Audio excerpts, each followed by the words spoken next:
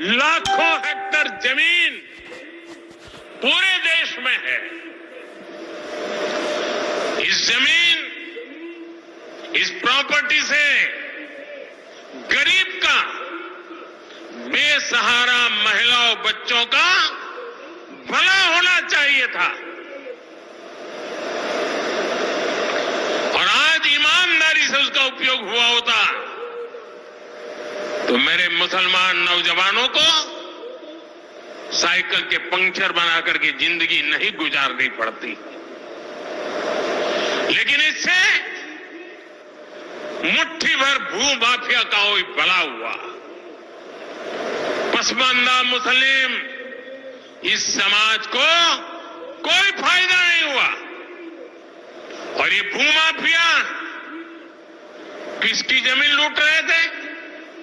ये दलित की जमीन लूट रहे थे, पिछड़ों की जमीन लूट रहे थे, आदिवासी की जमीन लूट रहे थे, विधवा महिलाओं की संपत्ति लूट रहे थे। सैकड़ों विधवा मुस्लिम महिलाओं ने भारत सरकार को चिट्ठी लिखी, तब जाके कानून की चर्चा आई है। वक्फ कानून में बदलाव के बाद अब ये गरीबों से जो लूटा जा रहा है वो बंद होने वाला है।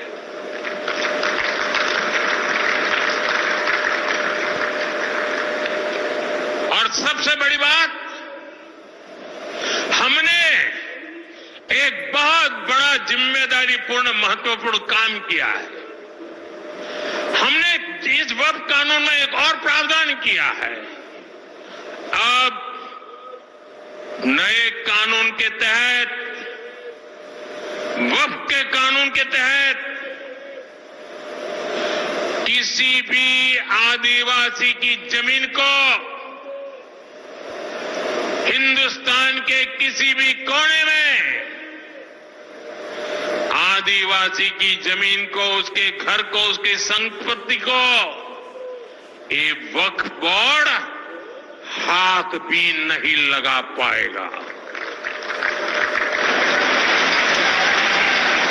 ये आदिवासी के हितों की रक्षा करने का, संविधान की मर्यादाओं का पालन करने का हमने बहुत बड़ा काम किया है। नए प्रावधानों से वक्फ की भी पवित्र भावना का सम्मान होगा। मुस्लिम समाज के गरीब और पसमानदा परिवारों, मुस्लिम महिलाओं, खास करके मुस्लिम विधवाओं को, मुस्लिम बच्चों को उनका हक भी मिलेगा और भविष्य में उनका हक सुरक्षित रहेगा। और यही तो बाबा साहब आंबेडकर ने संविधान के स्पिरिट में हमें काम दिया हुआ है।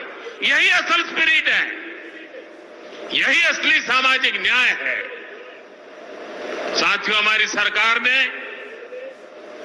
2014 के बाद बाबा साहब आंबेडकर की प्रेरणा को आने वाली पीढ़ियों तक पहुंचाने के लिए